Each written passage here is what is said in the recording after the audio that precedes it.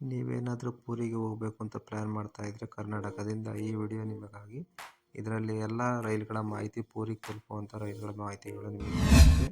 ಮೊದಲನೇದಾಗಿ ನಾವು ಪೂರಿಗೆ ನೇರವಾಗಿ ಕರ್ನಾಟಕದಿಂದ ತಲುಪಬೇಕು ಅಂದರೆ ನಮಗೆ ಒಂದೇ ಟ್ರೈನ್ ಇರೋದು. ಅದು ವಾರಕ್ಕೆ ಒಂದೇ ಬಾರಿ ಹೋಗುತ್ತೆ. ಗರೀಬ್ ರಥ್ ಎಕ್ಸ್‌ಪ್ರೆಸ್ ಅಂತ. ಇದು ಯಶವಂತಪುರದಿಂದ ಪೂರಿಗೆ ಹೋಗುತ್ತೆ ಪ್ರತಿ ಶನಿವಾರ ಹೋಗಿ ಸೋಮವಾರ ತಲುಪುತ್ತೆ. ಇದು ಟ್ರೈನ್ ಬೆಳಗ್ಗೆ 4 ಗಂಟೆಗೆಲ್ಲ ತಲುಪಿಬಿಡುತ್ತೆ ಪೂರಿಗೆ. ಇದೊಂದೇ ನಮಗೆ ನೇರವಾದ ಟ್ರೈನ್ ಇರೋದು.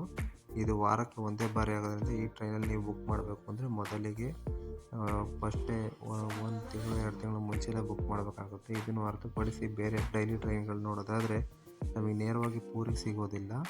ಮೇಲ್ಗಡೆ ಹಾಕಿರೋ ಎಸ್.ಎಂ.ಟಿಯಿಂದ ಕುರುಡಾ ರೋಡ್ ಅನ್ನೋ ಜಂಕ್ಷನ್ನಿಗೆ ಸಿಗುತ್ತೆ. ಕುರುಡಾ ರೋಡ್ ಅನ್ನೋದು ಪೂರಿಂದ ಕೇವಲ ಒಂದು 50 ಕಿಲೋಮೀಟ್ರು ದೂರದಲ್ಲಿರುವಂಥ ಒಂದು ರೈಲ್ವೆ ಜಂಕ್ಷನ್. ಇದಕ್ಕೆ ನಿಮಗೆ ಡೈಲಿ ಟ್ರೈನ್ಗಳು ಸಿಗುತ್ತೆ. ಬೆಂಗಳೂರಿಂದ KSRTC ಜಂಕ್ಷನ್ನಿಂದನೂ ಕೂಡ ಇದೆ.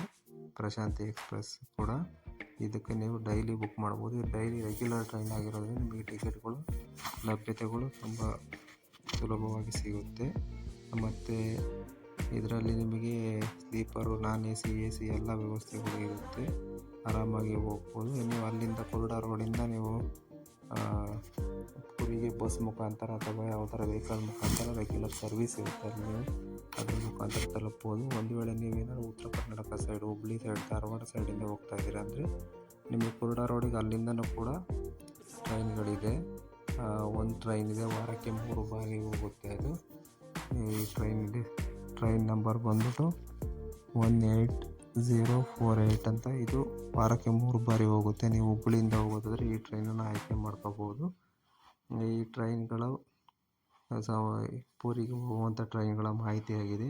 ನಿಮಗೇನಾದರೂ ಟ್ರೈನ್ ಟಿಕೆಟ್ ಬುಕ್ ಮಾಡುವ ಬಗ್ಗೆ ಮಾಹಿತಿ ಏನಾದರೂ ಬೇಕಿದ್ದರೆ ಕಾಮೆಂಟ್ ಮಾಡಿ, ನಾವು ಆ ವಿಡಿಯೋ ಕೂಡ ಮಾಡೇ ಹಾಕ್ತೀವಿ.